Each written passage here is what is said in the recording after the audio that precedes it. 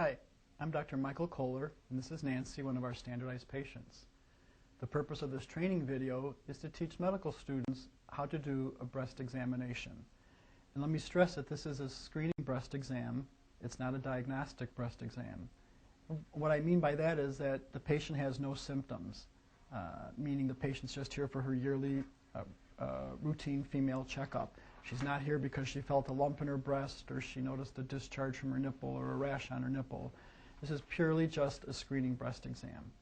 Let me also stress at the start here that there is no gold standard breast examination. The various textbooks and resources that you read might each recommend a different sort of a technique to examine the breast. We're going to teach you today the vertical strip method and insist that you learn this method while you're here at Loyola. Again, there's other methods, and those might be demonstrated by other physicians you work with, but for training purposes, we want you to be comfortable doing the vertical strip method. Probably the most important thing about doing a clinical breast exam, though, is not which specific technique you use, vertical strip versus concentric circles or so forth. It's the amount of time and the technique that you use doing the breast examination. You need to be systematic when you do the search for lumps and abnormalities. You need to be very thorough. You need to use varying levels of pressure, especially when you get around the areola or nipple where the most amount of breast tissue is. You should probably be doing 2 or 3 levels of pressure with your circular sweeps at that position. A superficial circular motion, a medium, and then a firmer or deeper palpation, which is closer to the chest wall. None of that should be painful to the patient, but it might be a little bit uncomfortable as you press more deeply. You're going to again use your 3 middle fingers and use your finger pads.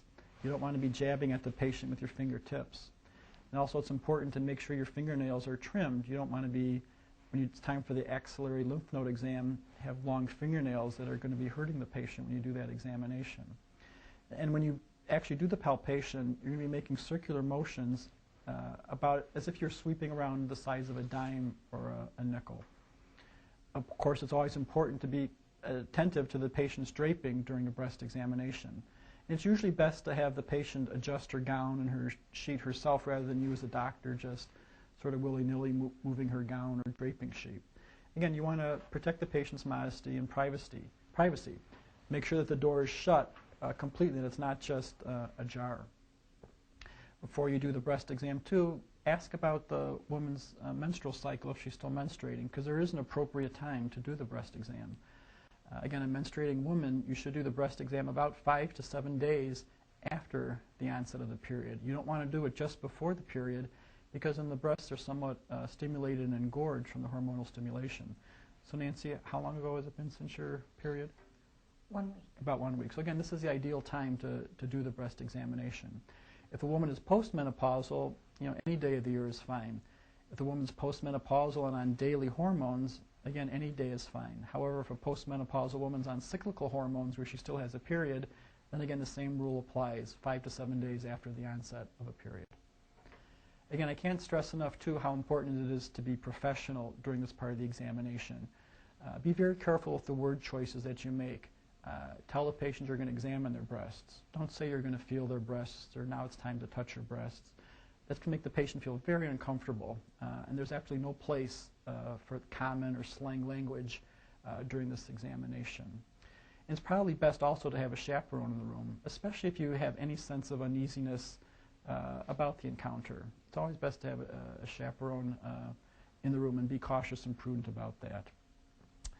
So moving forward, let's talk about the actual breast exam itself. There's going to be 3 parts to the breast exam. Inspection of the breast with the patient seated at the edge of the exam table. The second part is where you're going to palpate for lymph nodes in both the axilla as well as the supraclavicular region. And then finally, you're going to have the patient lay down to do the actual palpation of the breast tissue. But of course, before we begin any breast or any examination, we always start by washing our hands. So I'm going to first go ahead and wash my hands.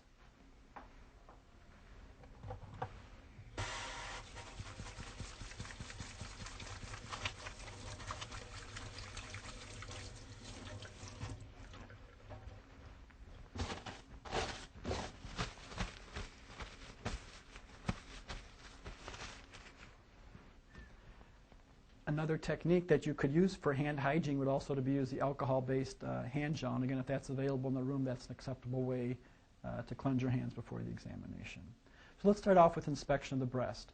So I'm going to, again, move in front of the patient. You can see she's seated at the edge of the table. And Nancy, I'll ask you to lower your gown to your waist. And there's 4 different positions we want you to inspect the patient. First of all, with their arms relaxed at the side, just like this. And as a physician, make sure you look not just in front of the patient, but look side to side. And make sure you're seeing if there's any abnormalities laterally in the breast tissue, too. You're looking for things like skin retraction, dimpling of the skin. You're looking to see if there's any discharge from the nipples. You're looking to see if there's any rash on the nipples also during this time. The second position is to ask the patient to raise their hands above their heads. And again, you're going to be inspecting from in front as well as on both sides. Good. The third position is to have the patient put their hands against their hips and press in. And of course, that tenses up the pectoral muscles and would bring out any deep lesion from the chest wall or deeper breast tissue. And again, to look laterally as well as head on. And then fourth position for inspection, to have the patient lean forward while they're pressing in. This is especially a helpful maneuver if the patient's large-breasted or has pendulous breasts. And again, you want to look laterally as well as head on to see if there's any abnormality. And Nancy, I don't see any abnormality, so you can go ahead and raise your gown up. So that completes the inspection of the breast tissue. You want to make sure when you're doing any part of the breast exam that you don't leave any periods of silence. I think the average woman is very uncomfortable about doing the breast examination, and they interpret periods of silence as, uh-oh, the doctor found something. So if you can be natural and to keep talking during the breast examination, that helps to put the patient at ease.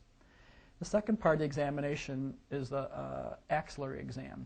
And for this, again, the patient can help you in adjusting their gown. So Nancy, I'm going to ask you if you can lower your gown on the right side here. Go ahead and lower this side. So you notice the way Nancy has done that, she's preserved her modesty. She's kind of draped the gown in a diagonal.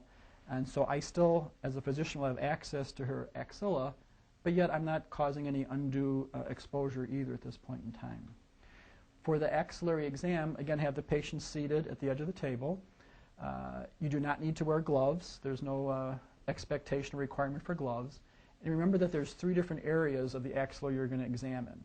You're going to examine against the chest wall, and one swoop down is not enough. You need to make sure you cover the entire chest wall area. So you might need to make 2 or 3 swoops with your hand.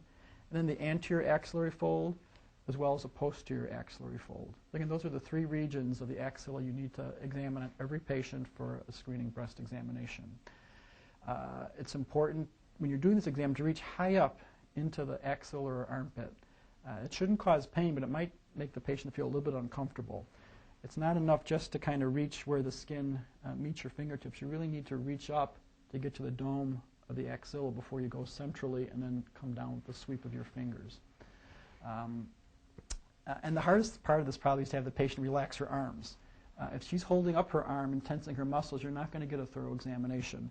So what you as a physician can do is to grab her arm, especially closer to the elbow or mid-forearm, and support the weight of her arm so that the muscles are relaxed. Again, I'm going to take with my fingers together, I'm going to reach up to the dome of the axilla and then first start by examining centrally. So you can relax your hand. I'm all the way to the apex, and I'm swooping down here. And then a little further back, pushing pressure, swooping down. One more time. I'm going to come a little bit forward. Again, relax your arm, Nancy. Let it fall. Okay, I don't feel any abnormality centrally. Now I'm going to examine the anterior axillary fold. I'm only going to use 2 fingers for this, but again, it's the same principle. I'm reaching high up in the axilla and swooping into the anterior axillary fold. I don't feel any lump there either. I'm finally going to do the posterior axillary fold, and I realize you can't see this on the video, but it's the same technique as the anterior axillary fold.